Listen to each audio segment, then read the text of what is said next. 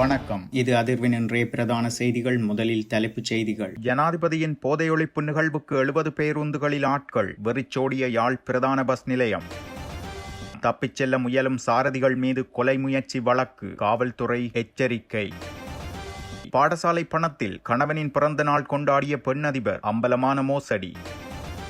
நுவரெலியாவில் பதிவான குறைந்தபட்ச வெப்பநிலை.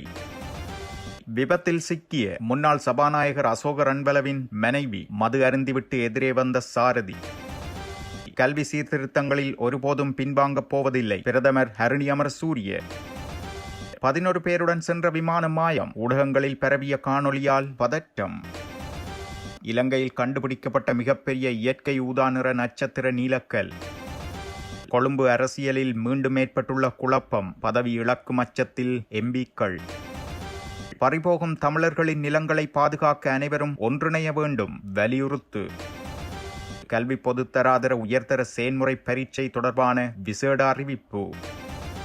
ஜனாதிபதி தலைமையில் கொக்குவில் தொழில்நுட்ப கல்லூரியில் வெள்ளிக்கிழமை இடம்பெற்ற போதைப்பொருள் கூட்டத்திற்கு இலங்கை போக்குவரத்து சபைக்கு சொந்தமான 70 பேருந்துகளில் பொதுமக்கள் அழைத்து வரப்பட்டதாக தெரிவிக்கப்படுகிறது. யாழில் ஜனாதிபதியின் போதையொழிப்பு தேசிய வேலை திட்டத்தின் ஒரு பகுதியாக முழுநாடுமே ஒன்றாக என்கிற தேசிய செயற்பாட்டை ஆரம்பிக்கும் முகமாக அகன்று செல் என்கிற தொனிப்பொருளில் யாழ்ப்பாணம் கொக்குவில் தொழில்நுட்ப கல்லூரியில் இடம்பெற்ற கூட்டத்திற்கே இவ்வாறு அழைத்து வரப்பட்டுள்ளனர். இதன் காரணமாக யாழ் மாவட்டத்தின் உள்ளூர் சேவைகள் முற்றிலும் பாதிக்கப்பட்ட நிலையில் மாலை நேரத்தில் யாழ்ப்பாணத்திலிருந்து தமது சொந்த இடங்களுக்கு செல்வோர் பாரிய அசௌகரியங்களுக்கு உள்ளாகியுள்ளதாக தெரிவிக்கப்படுகிறது. யாழ் மாவட்டத்தில் உள்ள இலங்கை போக்குவரத்து சாலைகளில் பேருந்து பற்றாக்குறைகள் இருக்கின்ற நிலையில் ஒரே தடவையில் இவ்வாறு அதிக பேருந்துகளை பொது நிகழ்வுக்கு வழங்கியமை பொறுப்பற்ற செயல் என பாதிக்கப்பட்ட மக்கள் குற்றச்சாட்டுகளை முன்வைத்துள்ளனர். இது தொடர்பில் இலங்கை போக்குவரத்து சபையின் வடமாகாண பொறுப்பு வாய்ந்த அதிகாரி தெரிவிக்கையில் யாழ் மாவட்ட அரசாங்க அதிபரின் கோரிக்கைக்கு இணங்க பேருந்துகளை விசேட கட்டணங்களின் அடிப்படையில் வழங்கியதாக தெரிவித்துள்ளார். ஆபத்தான சாதனங்கள் பொருத்தப்பட்ட சட்டவிரோத மாற்றங்களை அகற்ற தவறும் பேருந்துகள், முச்சக்கர வண்டிகள் மற்றும் பிற வாகனங்கள் மீது கடுமையான சட்ட நடவடிக்கை எடுக்கப்படும் என காவல்துறை அறிவித்துள்ளது. இந்த மாற்றங்கள் பொது பாதுகாப்புக்கு கடுமையான ஆபத்தை ஏற்படுத்துகின்றன என்பதை வலியுறுத்தி அத்தகைய வாகனங்கள் மீது நடவடிக்கை எடுக்க வாகன ஆய்வாளர்களிடமிருந்து அதிகாரப்பூர்வ தடை உத்தரவுகளை பெறுவோம் என்று காவல்துறை தெரிவித்துள்ளது. இதற்கிடையில் போக்குவரத்து விதிமீறல்களை செய்து தப்பியோட முயற்சிப்பதன் மூலம் காவல்துறை அதிகாரிகளின் உயிருக்கு ஆபத்தை விளைவிக்கும் ஓட்டுநர்கள் மீது கொலை முயற்சி குற்றச்சாட்டுகளை பதிவு செய்ய காவல்துறைக்கு அறிவுறுத்தப்பட்டுள்ளது. சாலை ஒழுக்கத்தை மேம்படுத்துவதற்கும் போக்குவரத்து தொடர்பான குற்றங்களை குறைப்பதற்கும் பரந்த நடவடிக்கைகளின் ஒரு பகுதியாக ஓட்டுநர் உரிமங்களுக்கான குறைபாடு புள்ளிகள் முறை அடுத்த ஆண்டு ஜூலை மாதம் முதல் நடைமுறைக்கு வரும் என்பதை காவல்துறை உறுதிப்படுத்தியுள்ளது. மெதிரிகிரிய பகுதியில் உள்ள ஒரு பாடசாலையின் அதிபர் மீது சுமத்தப்பட்ட அனைத்து குற்றச்சாட்டுகளும் உறுதிப்படுத்தப்பட்டுள்ளன என வடமத்திய மாநில தலைமைச் செயலாளர் ரஞ்சன ஜெயசிங்க தெரிவித்துள்ளார். பாடசாலை மாணவர்களின் மதிய உணவு பணத்தை மோசடி செய்து அதனை தனது கணவரின் பிறந்தநாள் விழாவிற்கு பயன்படுத்தியதாக கூறப்படுகிறது. அரசாங்கத்தினால் பாடசாலையின் ஆரம்ப பிரிவு மாணவர்களுக்கு வழங்கப்பட்ட மதிய உணவை பெறவில்லை என்றும் பணத்தை மோசடி செய்து 2022 டிசம்பர் 5 அன்று திட்டமிடப்பட்டிருந்த தனது கணவரின் பிறந்த நாளுக்கு செலவிட்டதாகவும் அதிபர் மீது குற்றம் சாட்டப்பட்டுள்ளது. அந்த பாடசாலையின் பாடசாலை மேம்பாட்டு சங்கத்தின் அதிகாரிகள் மற்றும் பாடசாலை குழந்தைகளின் பெற்றோர்கள் இது தொடர்பாக மாகாண கல்வி அதிகாரிகளுக்கு அளித்த எழுத்துப்பூர்வ புகார்களின் அடிப்படையில் அதிகாரிகள் இந்த விவகாரம் குறித்து விசாரணையை தொடங்கியிருந்தனர். பாடசாலை குழந்தைகளுக்கு உணவு வழங்காததால் இந்த நாளில் குழந்தைகளுக்கு உணவு வழங்கப்பட்டதாக கூறி போலி வவுச்சர்களை தயாரித்து அவர்களிடம் இருந்து பணத்தை மோசடி செய்ததாக விசாரணையில் தெரிய வந்துள்ளது. பெற்றோர்கள் தாக்கல் செய்த புகாரில் பாடசாலை குழந்தைகளுக்கு உணவு வழங்கிய வழங்குனரிடமிருந்து கணவரின் பிறந்தநாள் விழாவிற்கு பால் சாதம், பிஸ்கட்டுகள், கட்லெட்டுகள் மற்றும் மேலதிக உணவுப் பொருட்கள் வாங்க மோசடி பணம் பயன்படுத்தப்பட்டதாகவும் கூறப்பட்டுள்ளது. இந்த குற்றச்சாட்டுகள் தொடர்பான விசாரணையின் போது குற்றஞ்சாட்டப்பட்ட அதிபர் கல்வி நிர்வாக தேர்வில் தேர்ச்சி பெற்று நிர்வாக அதிகாரியாக தகுதி பெற்றிருந்தார். ஆனால் அவர் தவறான நடத்தையில் ஈடுபட்டதால் அந்த நியமனத்தை நிறுத்தி வைக்க நடவடிக்கை எடுக்கப்பட்டுள்ளதாக வடமத்திய தலைமைச் செயலாளர் ரஞ்சனா ஜெயசிங்க தெரிவித்துள்ளார்.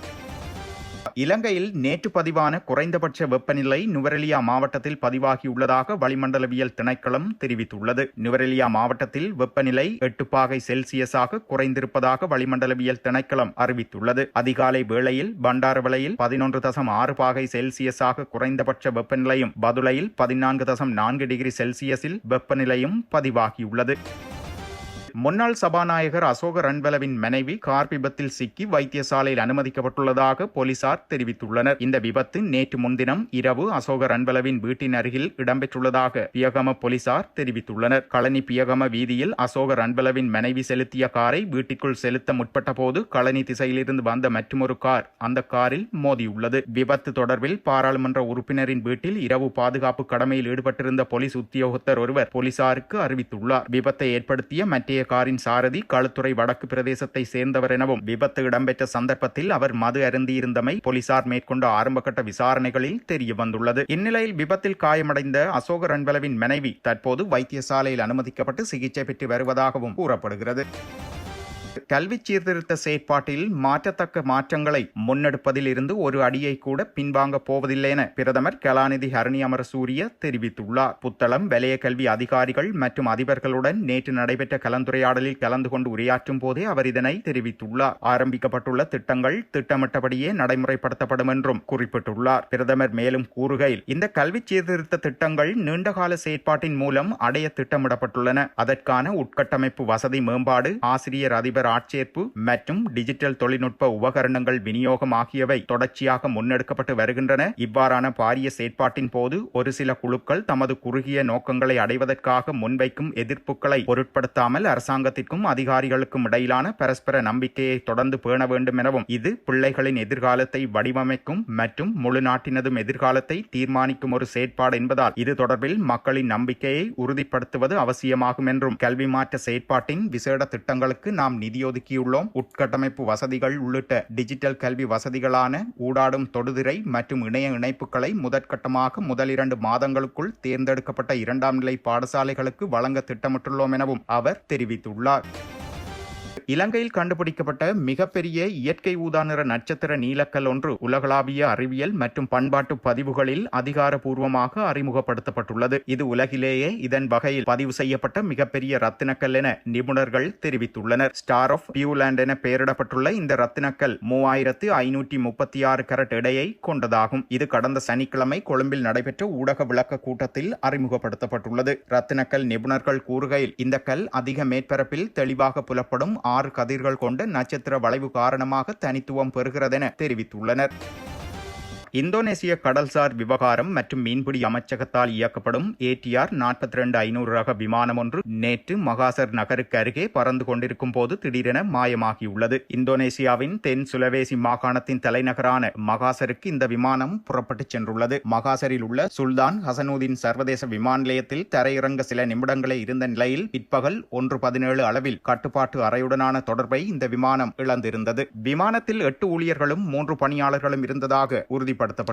மகாசர் விமான நிலையத்திற்கு வடகிழக்கே சுமார் 20 கிலோமீட்டர் தொலைவில் உள்ள மலைப்பகுதியில் விமானம் மாயமாகியுள்ளது. இந்தோனேசியாவின் தேசிய தேடுதல் மற்றும் மீட்பு முகவரகம் மற்றும் காவல்துறையினர் இணைந்து விமானத்தை தேடும் பணிகளில் தீவிரமாக ஈடுபட்டுள்ளனர். இதனிடையே விமானம் மாயமானதாக கூறப்படும் மலைப்பகுதிகளில் இருந்து கரும்புகை எழுவது, விமானத்தின் பாகங்கள் சிதறி கிடப்பது போன்ற காணொலிகள் சமூக வலைத்தளங்களில் பரவி வருகின்றன. தற்போது மீட்பு குழுவினர் சம்பவ இடத்திற்கு விரைந்துள்ள நிலையில் மேலதிக தகவல்கள் விரைவில் வெளியாகும் என எதிர்பார்க்கப்படுகிறது.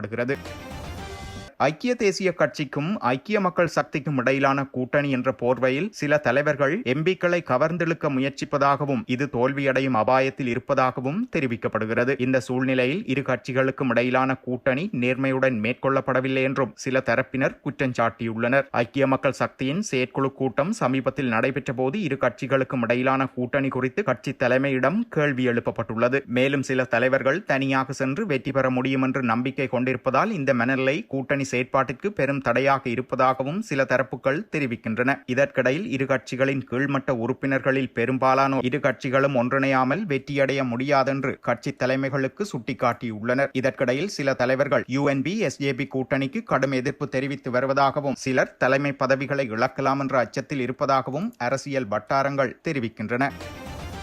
பறிபோகும் தமிழர்களின் நிலங்களையும் வளங்களையும் பாதுகாக்க அனைவரும் ஒன்றிணைந்து செயற்படுவது அவசியம் என வாகரை பிரதேசத்தில் பொதுமக்களினால் வலியுறுத்தப்பட்டுள்ளது. மேலும் வாகரை பிரதேசத்தில் கடந்த காலத்தில் இது தொடர்பாக பல்வேறு பிரச்சினைகள் எதிர்கொள்ளப்பட்டதெனவும் வன இலாகா, தொல்பொருள் திணைக்களம் என பல்வேறு பகுதிகளினாலும் பல்வேறு பிரச்சினைகள் எதிர்கொள்ளப்பட்டன எனவும் கூறப்படுகிறது. அந்த வேளைகளில் அனைவரும் ஒருங்கிணைந்து முன்னெடுத்த செயற்பாடுகள் காரணமாக பல்வேறு சிக்கல்களை தீர்க்க முடிந்ததெனவும் இதுபோன்ற பல்வேறு பிரச்சினைகளை நாங்கள் முன்னோக்கும் சூழ்நிலைகள் காணப்படுகின்றன. அவற்றை நாங்கள் எதிர்கொள்வதற்கு அனைவரும் ஒன்றிணைந்து செயற்படுவது அவசியமாகும் எனவும் அக்கூட்டத்தில் கலந்து கொண்ட விவசாய அமைப்புகளின் பிரதிநிதிகளாலும் தெரிவிக்கப்பட்டுள்ளது.